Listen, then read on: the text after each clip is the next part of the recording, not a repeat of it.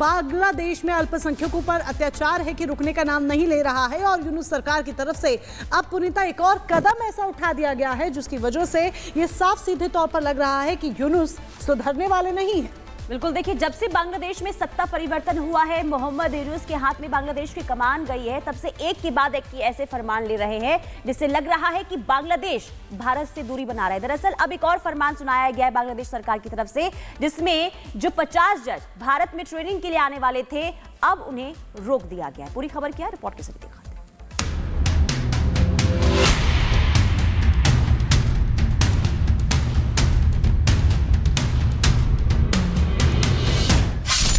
क्या बांग्लादेश बना रहा भारत से दूरी? जब से बांग्लादेश में यूनुस सरकार आई है, तब से भारत के साथ रिश्ते लगातार बिगड़ रहे हैं। मोहम्मद यूनुस भारत के साथ रिश्ते खराब करने की कोई कसर नहीं छोड़ रहे। हाल ही में खबर आई थी कि बांग्लादेश के जज और न्यायिक अधिकारी भारत में प्रशिक्षण लेंगे, लेकिन अब इस पर भी यूनुस सरकार ने टांग अड़ा दी है। आपको बता दें कि बांग्लादेश के 50 ट्रेनी जज, इसके समकक्ष जुडिशियल अधिकारी, अतिरिक्त जिला एवं सत्र जज, संयुक्त जिला जज, वरिष्ठ सहायक जज और सहायक जजों को भारत ट्रेनिंग प्रोग्राम में आना था। बांग्लादेश की लोअर कोर्ट्स के 50 न्यायाधीशों को 10 फरवरी को ट्रेनिंग प्रोग्राम में हिस्सा लेना था। ये जज मध्य प्रदेश के नेशनल जुडिशियल एकेडमी और स्टेट जुडिशियल एकेडमी में एक दिन के ट्रेनिंग प्रोग्राम में भाग लेते। भारत सरकार को ट्रेनिंग कार्यक्रम का सारा खर्च वहन करना था।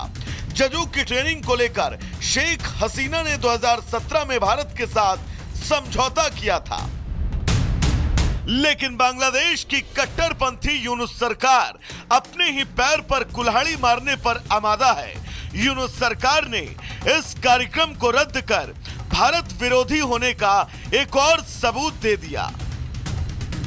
बांग्लादेश में 5 अगस्त 2024 को शेख हसीना सरकार गिरने के बाद से भारत विरोधी काम किए जा रहे हैं। बांग्लादेश सरकार भारत से शेख हसीना को डिपोर्ट करने की मांग कर चुकी है। इसके अलावा अल्पसंख्यकों से जुड़े धार्मिक स्थलों को लगातार निशाना बनाया जा रहा है। हिंदू नेताओं को धमकियां मिल रही हैं। इस्कॉन से जुड़े धर्मगुरु चिन्मय कृष्ण दास देशद्रोह के आरोप में 25 नवंबर से पुलिस हिरासत में है और अब जजों की ट्रेनिंग का कार्यक्रम रद्द कर यूनुस सरकार भारत विरोधी एजेंडे को धार दे रही है। Bureau report, Republic Bharat. Yunus सरकार द्वारा उठाए गए इस कदम के बाद सवाल यहां पर यह खड़ा हो जाता है कि बांग्लादेश क्या कोई नई साजिश रच रहा है। ये इसीलिए क्योंकि जब से सत्ता परिवर्तन हुआ है, अगर आप बीते पन्नों को पलटे तो तब से बार बार अल्पसंख्यकों पर जो अत्याचार है वो बढ़े हैं। सत्ता परिवर्तन के बाद हिंदुओं पर अत्याचार बढ़े हैं। 6 अगस्त की वो तारीख याद कीजिए जब ढाका में इस्कॉन मंदिर पर हमला होता है।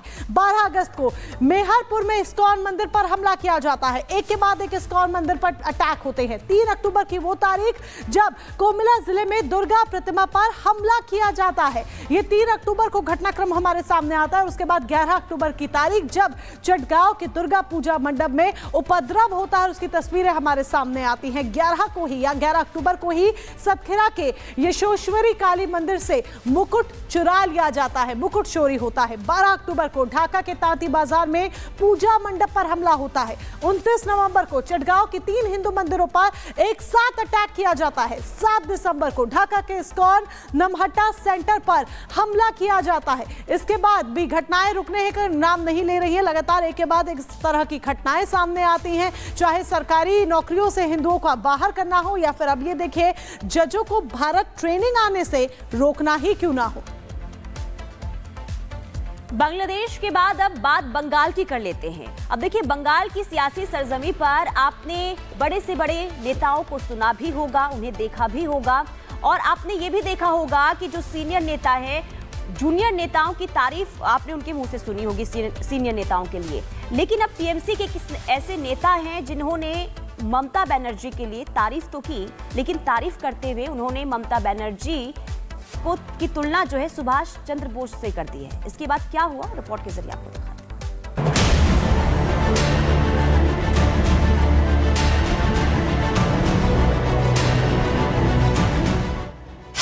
क्या आपको ममता बनर्जी में नेताजी दिखते हैं? क्या आपको दोनों की कार्यशैली एक जैसी लगती है? क्या आपको दोनों समान विचार वाले लगते हैं? नेताजी सुभाष चंद्र बोस आजादी के वो क्रांतिवीर जिन्होंने पराधीनता की जंजीरों में जकड़ी मां भारती की स्वाधीनता की खातिर अपना जीवन खपा दिया। दूसरी ओर बंगाल की वर्तमान मुख्यमंत्री ममता बनर्जी, कहा जाता है कि राजा को खुश करने के लिए उसका सेनापति अपने राजा की विशेषताओं का बखान करने के लिए राजा की विशेषता में विशेषण का तड़का लगा देता है और फिर उस विशेषता को राजा के सामने परोस देता है। सोचता है कि राजा खुश होगा, शाबाशी देगा। कुछ ऐसा ही इन दिनों पश्चिम बंगाल की राजनीति में भी जीवंत देखने को मिल रहा है, जहां उनके प्रदेश महासचिव कुणाल घोष ने विशेषताओं में विशेषण का तड़का लगाते हुए ममता की नेताजी सुभाष चंद्र बोस से तुलना कर डाली। अभी ठहरिए और अपने मस्तिष्क में न्यूरॉन केमिकल को रिलीज करिए और याद कीजिए कि ये वही महाशय हैं जिन्होंने ममता बनर्जी की तुलना शारदा और फ्लोरेंस नाइटिंगेल से की थी। इतिहास के जानकार इन महानुभावों के साथ ये पहली बार नहीं है। इससे पहले भी ये अपनी सर्वे सर्वा नेताजी यानी कि ममता बनर्जी को कई उपाधियों से नवाज चुके हैं, लेकिन यह बात नेताजी के सम्मान की थी तो सबसे पहले नेताजी के परपोते ने ही प्रतिक्रिया दी। ममता बनर्जी मैथ्स लीडर है, बहुत बड़ा नेता है आज के तारीख में, बंगाल में मुख्यमंत्री है। तो ये जो कंपैरिजन ये सही नहीं है। नेताजी एक अलग जमाना में उन्होंने आजादी का लड़ाई किया था। अब बीजेपी भी भला इस मुद्दे पर बैकफुट पर कैसे रहती? बीजेपी ने भी नेताजी के सम्मान की आवाज को बुलंद किया। सिर्फ नेताजी का अपमान नहीं, सारा बंगाल और बंगाली का अपमान। एक तो जगह जगह में नेताजी को भी गुरु रविंद्रनाथ ठाकुर का पिक्चर इतना छोटा और ममता बनर्जी का पिक्चर इतना बड़ा लगाते हैं। उसके बाद इस तरह का कंपैरिजन करना, मुझे भाषा नहीं है कि हम इसको क्या बोले। ममता बनर्जी पर चोरी लूट की स्वाधीनता वाले आरोपों के बीच और नेताजी से ममता बनर्जी की तुलना, ये दोनों बयान अपने आप में विरोधाभासी हैं।